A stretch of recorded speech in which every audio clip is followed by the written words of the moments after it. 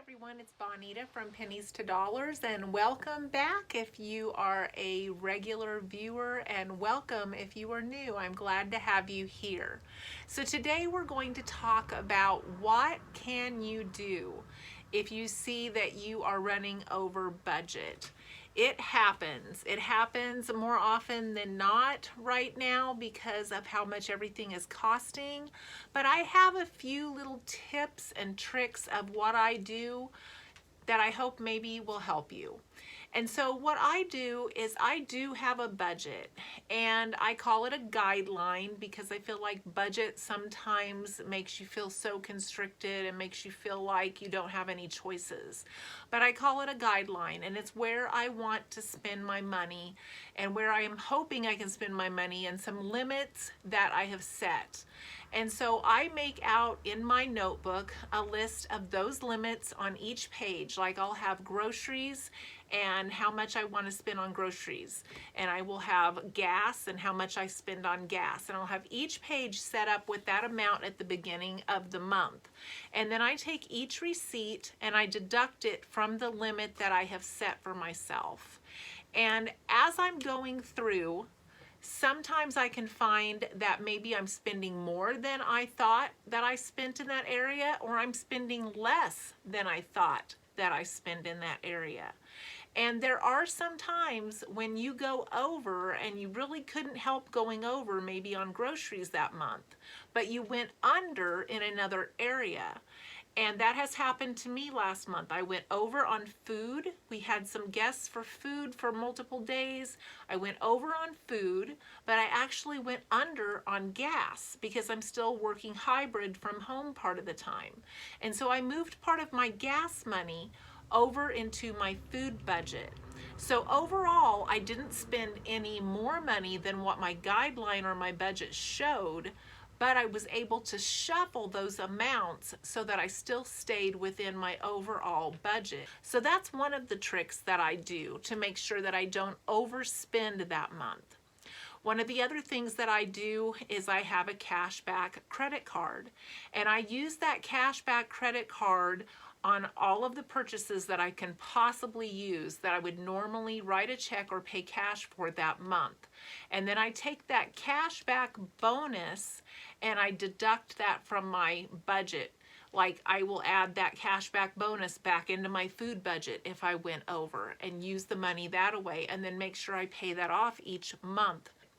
I also use the Ibotta app, the coupon apps, the Upside apps, which I link all of them in every video down below in case you want to start using those too.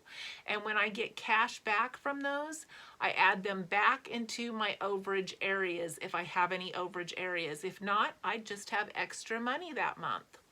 I also will do surveys, and I do put that money back into those areas. And if I have overages, if I have extra money that month, then I take that extra money and I apply it towards a bill to make myself be farther ahead. Also, I have found that if you shop the top shelves, sometimes they are tricking us right now into thinking that the cheaper prices are on the bottom shelves because we've all been taught that, but they're really up top.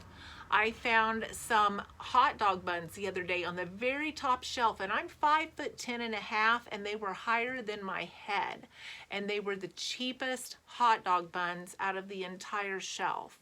So be sure and scan that whole area looking for prices. We get used to just looking at eye level, and that's what they market to us. And then we get used to looking down below because that's where the cheap prices used to be. But they're tricking us and putting them up high, really up high. So that is something to watch for. I look for clearance meats, and I try to pick those up when they're a good buy, and I freeze them. I also shop perishables only.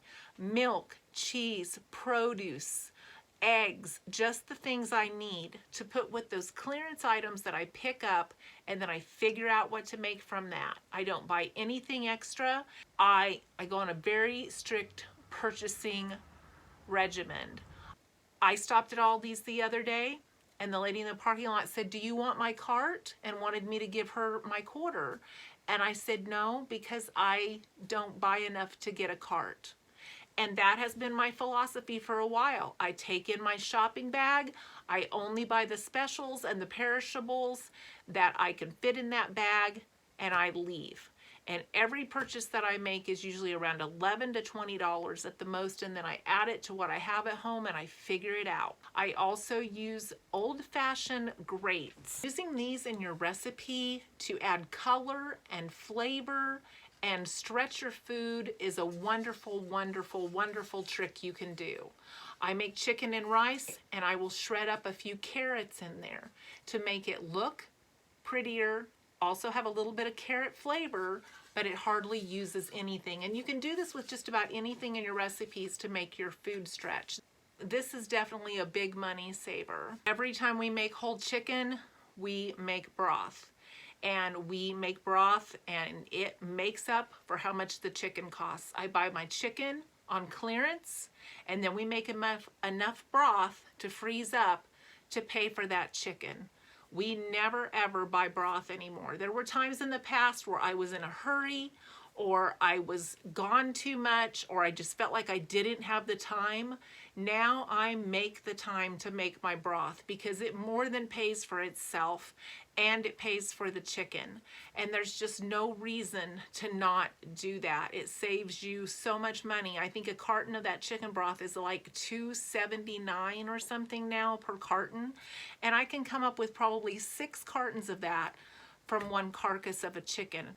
And then I will divide it into 4s or 5s or 6s and make multiple meals out of that one chicken to make my food stretch. We don't have DoorDash here. We don't have Uber Eats. We don't have pizza delivery. So those things help a lot. And having backup meals that you can pull in a hurry and making sure you thaw things out ahead of time will keep you from falling back on fast convenience foods when you are over budget. Sometimes when we're over budget, it's so easy just to make the wrong decisions because we just want things to be easier right now because we're stressed and we're hurried.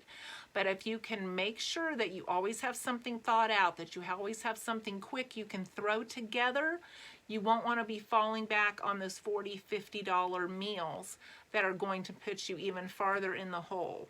Also, cut things out of my budget. And sometimes you don't even notice that you've cut them out because you don't feel like you have a bunch of extra money to show for it.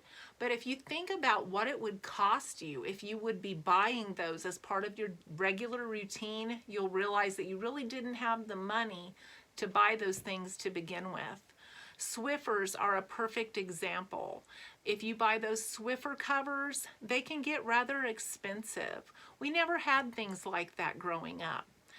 But I have found these, which are better than a Swiffer, and I bought them at Dollar General. And these just pop off, and they're rewashable, and they're so easy.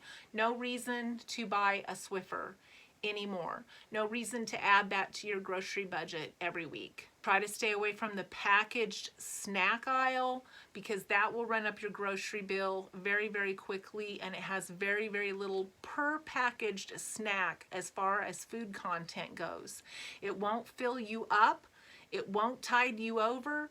It's just too small to make a difference, but it's very expensive. And then of course you already know about using homemade cleaners. Always, always, always stay away from that cleaner aisle. It is just a big money sucker. So I hope this has been helpful to you today. If it has been, please click the like button, and I hope to see you in a future video.